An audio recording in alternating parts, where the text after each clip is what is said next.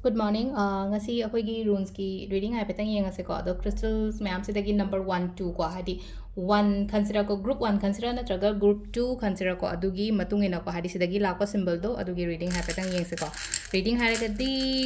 symbol gi meaning hai ne ko simple oina hai the symbol gi meaning se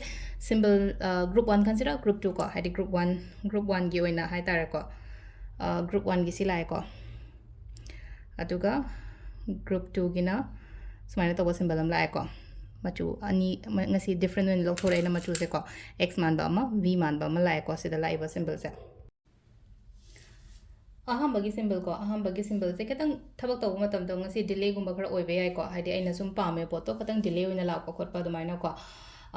khara care su lo ko yamna hai tar khana ba chaina ba gumba dumaina ketang la ko lo hai ba su lei ko adu duna yaringe dumaina gumba toxic oibe environment na traga hai tar ko ketang khara feel tawraga di ko changbi gano do gi pot da hari ketang halakpa gumba hari manara khana ro kai kana ne adu duna hai di yaringe hai tar conflict leba mafam gumba kai gumba da di hai tar avoid to situation do ignore to ko aduga amanam ko hari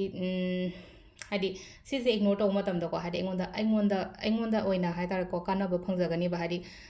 mi khana ro matam da hai tare khoi gi hari kana badi keshu oide da na ko da yaringe adugi pot mayam da gi maning halakpa gumba da maina gumba oin oibi ba hai tare ko sisna khoi gi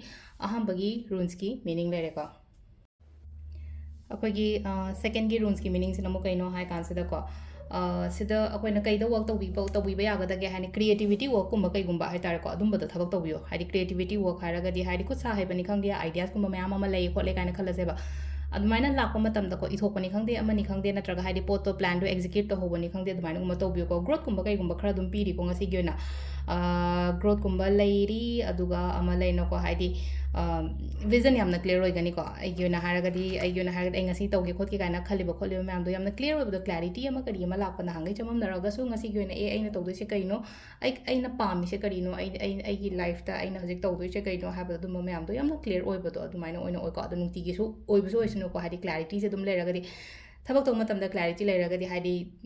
obstacles कुंबा से लेते दना को हाइदि every time हाइदि clarity से याम phaco हाइदुना सिदा लेरे खोगी ओइना ngasi gi oina हाइदि रून्स की reading से ma'am thank you